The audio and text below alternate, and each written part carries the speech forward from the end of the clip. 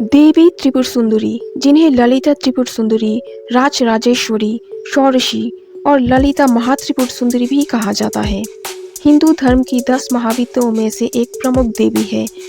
वे आदिशक्ति का स्वरूप है और संपूर्ण सृष्टि की जननी मानी जाती है। त्रिपुर सुंदरी नाम का अर्थ है तीनों लोकों में सबसे सुंदर। वे केवल बाहरी रूप से ही नहीं बल्कि सत्य, ज्ञान और करुणा की परम सुंदरी है। शास्त्रों के अनुसार त्रिपुर सुंदरी देवी भगवान शिव की शक्ति है और वे स्वयं आदिशक्ति का वो स्वरूप है जो सृष्टि की रचना, पालन और संहार की अधिष्ठात्री शक्ति है। इन्हें सामान्यतः 16 वर्ष की एक दिव्य कन्या के रूप में चित्रित किया जाता है। ये रूप षोडशी कहलाता है। उनके हाथों में पाश, अंकुश, धनुष और 5 फूलों के बाण होते हैं। ये 4 मन, बुद्धि, अहंकार और चित्र पर नियंत्रण का प्रतीक है। देवी त्रिपुर सुंदरी को प्राय श्री यंत्र में प्रतिष्ठित माना जाता है। श्री यंत्र ही उनका दिव्य निवास है और इसके प्रत्येक त्रिकोण में उनकी अनंत शक्तियां निवास करती है।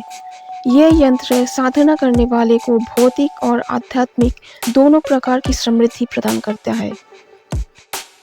त्रिपुर सुंदरी केवल सौंदर्य की ही देवी नहीं है, बल्कि वे आध्यात्मिक साधना की परम मार्गदर्शिका भी है।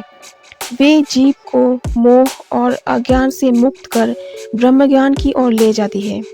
उनकी साधना से मनुष्य के भीतर की नकारात्मक शक्तियां नष्ट होती है और आत्मा को शांति प्राप्त होती है। देवी का स्वरूप दया और करुणा से परिपूर्ण है। वे अपने भक्तों को भौतिक सुख, ज्ञान, समृद्धि, संतति और मोक्ष सभी कुछ प्रदान करती है।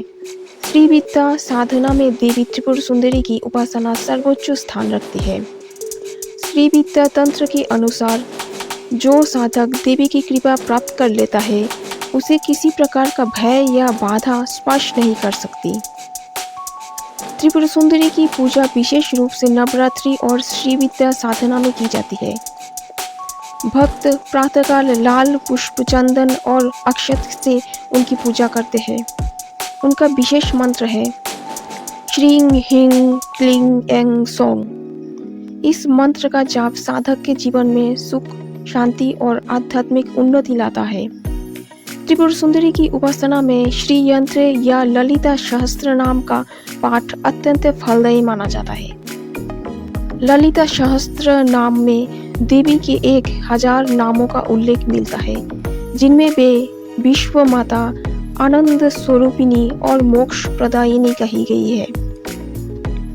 त्रिपुर सुंदरी का अर्थ केवल तीनों लोगों की सुंदरी ही नहीं, बल्कि ये भी है कि वे जागृत, स्वप्न और सुषुप्ति इन तीनों अवस्थाओं से परे स्थित तृतीय चेतना की अधिष्ठात्री है। साधना का अंतिम लक्ष्य आत्मा को इस तृतीय अवस्था में पहुंचाना है, जहां परम शांति और आनंद की अनुभूति होती है। देवी त्रिपुर सुंदरी ने केवल सौंदर्य की ही देवी नहीं है, बल्कि वे शक्ति, ज्ञान और मुक्ति की अधिष्ठात्री है। उनका दर्शन ये सिखाता है कि वास्तविक सुंदरता भीतर की निर्मलता, करुणता और सत्य में निहित है।